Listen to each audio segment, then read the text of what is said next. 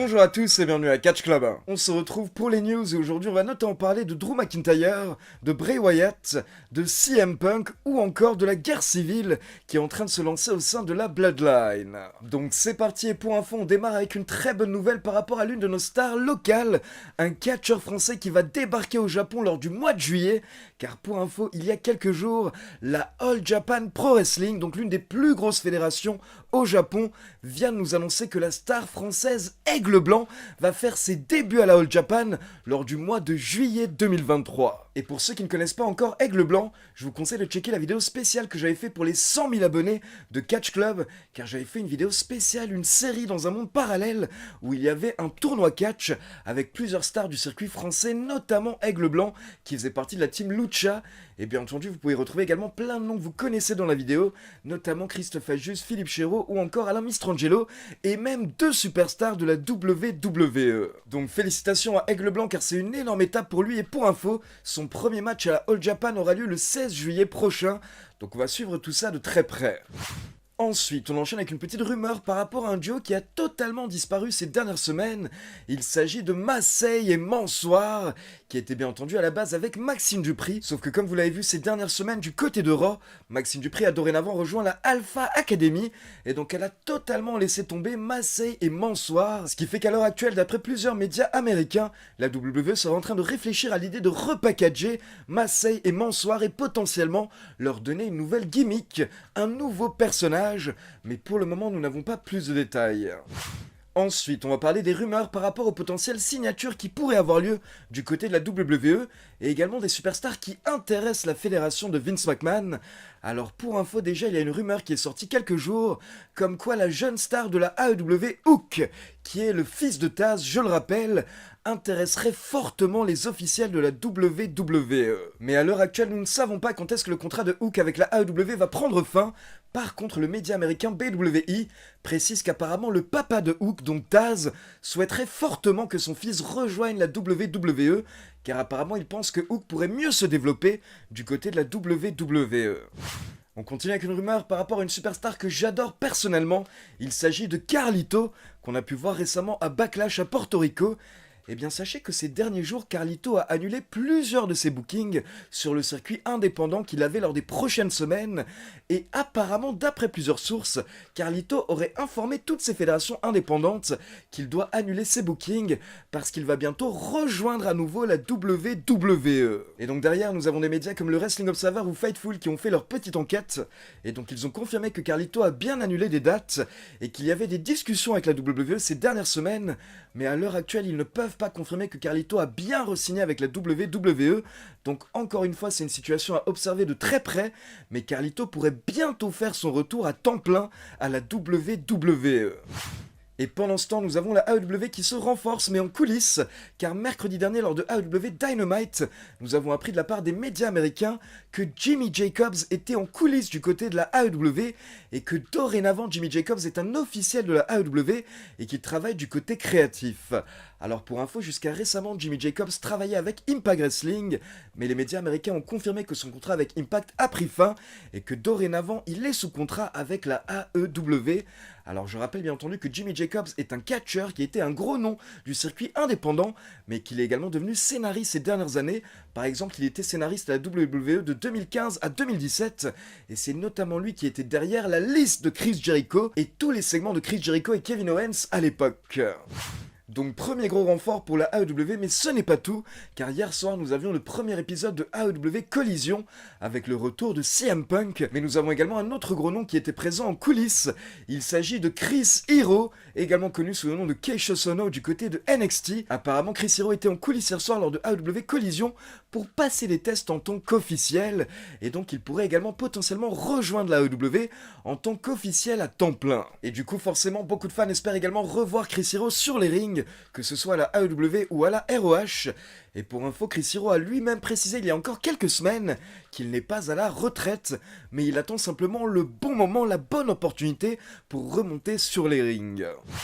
Ensuite, on continue avec une petite mise à jour par rapport à Seth freaking Rollins, le champion World Heavyweight de la WWE qui est très occupé, car je rappelle que lors de Money in the Bank, Seth Rollins a accepté de défendre son titre face à Finn Balor, mais là déjà lors de la prochaine semaine, Seth Rollins va avoir 2 défenses de titre, car pour info, Seth Rollins a lancé un Open Challenge lundi soir lors de Raw, mais on ne sait pas encore qui va accepter l'Open Challenge, et le lendemain, Seth Rollins sera présent à NXT pour défendre le titre World Heavyweight face à Bron Breakker.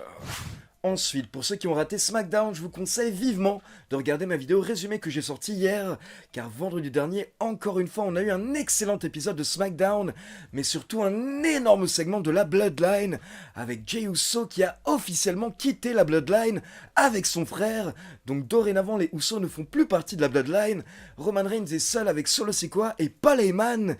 Et du coup, depuis vendredi, la WWE a confirmé, c'est officiel, que lors de Money in the Bank, nous aurons le tag team match qu'on attendait avec Roman Reigns et Solo Sikoa contre Jimmy et Jey Uso dans la guerre civile de la Bloodline qui aura lieu donc le 1er juillet à Londres à Money in the Bank. Et je rappelle au passage que comme Money in the Bank aura lieu à Londres, le show aura lieu à 21h heure française, donc on pourra le vivre ensemble et comme d'habitude, je serai en direct sur Twitch pendant le show pour vous commenter Money in the Bank en direct.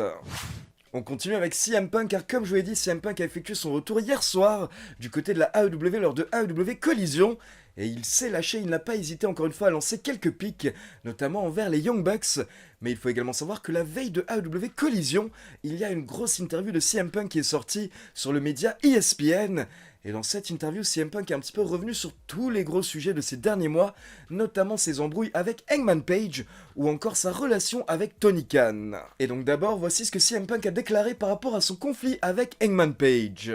Alors au final, je dirais qu'on a eu un match de merde tout simplement parce que j'essayais de me protéger pendant tout le match au lieu de pouvoir tout simplement travailler et me concentrer pour pouvoir sortir la meilleure performance possible pour les fans. J'étais obligé de surveiller tout ce que Hangman faisait. Et à un moment pendant le match, il m'a mis un atemi directement dans la bouche.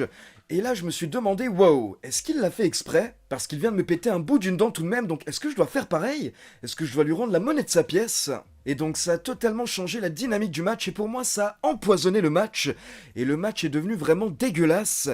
Et le fait est qu'on se retrouve 1 an plus tard, et personne n'a fait quoi que ce soit par rapport à notre conflit, personne n'a rien fait pour que ça s'arrange. Puis comme vous le savez, l'année dernière, lors de la conférence de presse de All Out, on avait un CM Punk qui s'était lâché, qui avait critiqué ses collègues, et là on a CM Punk qui s'explique un petit peu par rapport à cette conférence de presse. La première chose que j'ai dit à Tony Khan après la conférence, une fois qu'on s'est assis ensemble, c'est honnêtement, je suis désolé de t'avoir mis dans cette position. Vraiment, je me suis excusé pour ce que j'ai fait lors de la conférence de presse. Mais quand vous regardez bien cette conférence, vous voyez quelqu'un de très frustré et qui en plus l'avait dit aux gens. Ce n'est pas la première fois que Tony entendait toutes ces plaintes et ce n'est pas la première fois que les avocats entendaient toutes ces plaintes. Mais moi, je voulais simplement qu'il se passe quelque chose, qu'on fasse quelque chose pour régler la situation, mais rien n'a été fait. Et donc au final, je me suis dit, si tu veux que quelque chose soit fait correctement, il faut que tu t'en occupes toi-même. Et je n'ai pas forcément approché la situation de la meilleure des manières, mais il faut comprendre qu'il y avait beaucoup de tension et j'étais très énervé. Je savais que je venais juste de me blesser à nouveau, donc j'avais mal et j'étais déçu. Donc oui, clairement, c'est très facile pour moi de dire que je regrette ce qui s'est passé et que j'ai totalement mal géré les choses à 100%. Puis CM Punk nous parle de la bagarre qui a eu lieu en coulisses après la conférence de presse de All Out, et là il nous explique que selon lui, les médias ont un petit peu exagéré l'affaire. Honnêtement, je ne pense pas que ce qui est arrivé en coulisses soit un si gros deal, je ne pense pas que ce soit si important. Et par exemple, si vous prenez les 10 derniers mois, ce genre de bagarre en coulisses entre collègues a eu lieu dans le monde du hockey, dans le basket, dans le baseball et à peu près dans toutes les ligues majeures sportives. Et habituellement, les médias couvrent ça, puis le lendemain ou 2 jours après, c'est terminé et on passe à autre chose. Mais là, selon moi, ce qui a un petit peu exacerbé cette affaire, c'est le fait que je m'étais blessé et que du coup j'étais absent depuis 8 mois, ce qui fait que les gens n'ont pas arrêté de ressasser cette histoire. Et du coup, forcément, avec le temps, les gens ont balancé plein de mensonges par rapport à ce qui s'est réellement passé. Au final, suite à cette affaire, on a tous été traînés dans la boue et personne n'a fait quoi que ce soit pour arranger la situation. Donc je comprends les gens qui pensent que CM Punk est une merde, Mais en gros, moi, tout ce que j'essayais de faire, c'était de me défendre, et j'essayerais toujours de me défendre. Et pour info, je suis totalement ouvert à l'idée de me poser avec tout le monde pour avoir une discussion et essayer de calmer la situation, mais ce n'est pas encore arrivé à l'heure actuelle, et croyez-moi, ce n'est pas parce que je n'ai pas essayé. Donc apparemment, d'après ce que nous dit CM Punk, il a tenté de régler la situation, notamment avec les membres de The Elite, donc les Young Bucks et Kenny Omega, mais à l'heure actuelle, ce seraient les membres de The Elite qui ne souhaiteraient pas forcément communiquer avec CM Punk. On enchaîne avec une nouvelle mise à jour par rapport à Bray Wyatt et encore une fois c'est une rumeur, je le précise car ça fait plusieurs semaines qu'on a des rumeurs par rapport à Bray Wyatt et à chaque fois je vous précise clairement que je ne sais pas si ces rumeurs sont vraies ou pas, mais je vous les donne quand même parce qu'elles sortent dans de grands médias. Par exemple il y a un mois nous avions des médias britanniques qui nous parlaient de rumeurs comme quoi la WWE souhaitait ramener The Fiend, mais on ne sait pas au final si c'est vrai ou pas. Et là, il y a quelques jours, nous avons de nouvelles rumeurs par rapport à Bray Wyatt qui nous viennent du média américain eWrestling News. Et donc, d'après leurs sources, à l'heure actuelle, la raison pour laquelle on ne voit plus Bray Wyatt, c'est qu'en fait, Bray Wyatt ferait une pause. Et le média eWrestling News précise que d'après ses sources, ce serait une pause pour régler des problèmes d'ordre mental. Mais le média eWrestling News n'a pas plus de détails, donc il nous dit simplement que Bray Wyatt ferait une pause mentale. Et que du coup, vu que c'est un sujet sensible, la WWE lui donne autant de temps qu'il souhaite. La WWE ne le presse pas du tout pour remonter sur les rings. Mais comme je vous l'ai dit, c'est une rumeur, je ne peux pas vous confirmer que c'est vrai, sachant que pendant ce temps, nous avons d'autres médias américains comme BWE qui nous disent que d'après leurs sources, le retour de Bray Wyatt serait apparemment imminent et il devrait revenir incessamment sous peu. Et donc on va terminer avec une rumeur par rapport à une autre superstar qui a disparu depuis WrestleMania. Il s'agit de Drew McIntyre. Et bien sachez que d'après plusieurs médias américains, il y aurait des discussions à l'heure actuelle en coulisses pour que Drew McIntyre revienne bientôt et que potentiellement il apparaisse à Money in the Bank, vu que le show a lieu en Angleterre, donc pas très loin de chez lui. Et donc d'après plusieurs médias américains, la situation actuelle autour de Drew McIntyre, c'est qu'en gros, après WrestleMania, il était légèrement blessé, donc d'abord il avait demandé quelques semaines de repos à la WWE afin de pouvoir se soigner, et ensuite il souhaitait revenir avec une belle storyline, mais le problème c'est que depuis il n'a pas réussi à trouver une bonne storyline avec l'équipe créative afin de pouvoir revenir, et il faut savoir que d'après le Wrestling Observer, Drew McIntyre est vraiment très attaché à ses futures storylines, car il sait que son contrat actuel avec la WWE va bientôt prendre fin, et peut-être qu'il ne va pas re-signer, car pour le moment il ne s'est pas encore mis d'accord avec la WWE sur un nouveau contrat, donc peut-être que son run actuel est son dernier run à la WWE avant quelques temps, ce qui fait que Drew McIntyre veut vraiment que ce soit un beau run, et donc il ne veut pas revenir tout simplement pour une storyline de merde. Mais justement, le Wrestling Observer nous explique que ce qui est compliqué à l'heure actuelle, c'est que la plupart des gros noms sont déjà occupés à Money in the Bank, donc c'est un petit peu compliqué de trouver une storyline intéressante pour le retour de McIntyre. Donc voilà, c'est tout pour les news, et maintenant comme d'habitude c'est à vous, n'hésitez pas à me laisser vos avis dans les commentaires. Dites-moi par exemple si vous étiez le booker de la WWE, quel adversaire vous donneriez à Drew McIntyre pour son retour? Et comme d'habitude, n'oubliez pas de liker la vidéo, de vous abonner à la chaîne et de cliquer sur la petite cloche pour être informé de la sortie des prochaines vidéos. Ciao tout le monde!